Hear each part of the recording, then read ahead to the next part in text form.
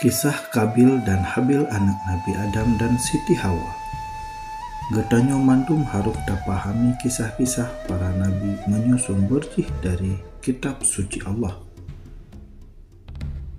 Kiban kisah anak-anak Nabi Adam menurut kitab suci.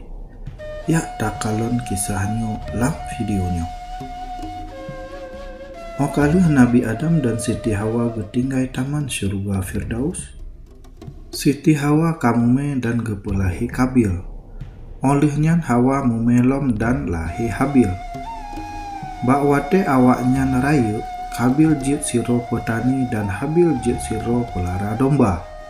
Bak saboh uro awaknya gepesemah kurban ke pota Allah. Allah senangan kurban Habil karena Habil gepesemah binatang yang jih pelara. Allah hana senangan kurban Kabil yang berasal dari kurban tanijih. Olehnya ia muka Kabil mengubah muka jih menjadi masam ngan bengeh.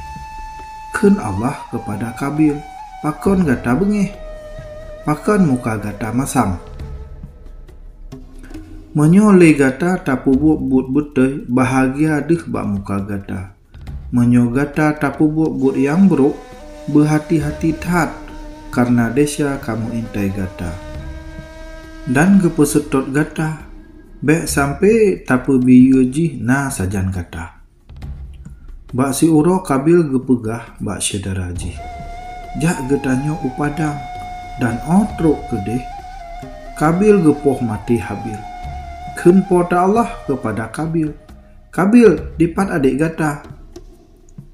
Jawab jih, pekeh lun ku jaga jih. Darah adik gata jimarit lewat tanah ngonlun. Peka pegot ada jih. Do kutuk gata. Gata jit pengembara di ada rumbumo. Kabil gemarit ngan Allah. Ya Allah, hukumannya cukup berat bagi lun. Drone nepu jiuh dro dari lun dan lun akan udip sebagai pengembara di ada rumbumo. Menyohana drone ya Allah. So yang merumpok ngon lun pasti lun dipoh mati. Ken Allah kepada Kabil. Hana musiro yang poh mati gata. Lun bi tanda bak gata. So yang poh gata lun hukum 7 kali lipat dari hukuman yang gata terima. Lagi nyan ke Kabil dikutuk dan hudib jiuh dari Allah sebagai pengembara atuh rumbumo. Dari kisahnya, pua yang gata meruno.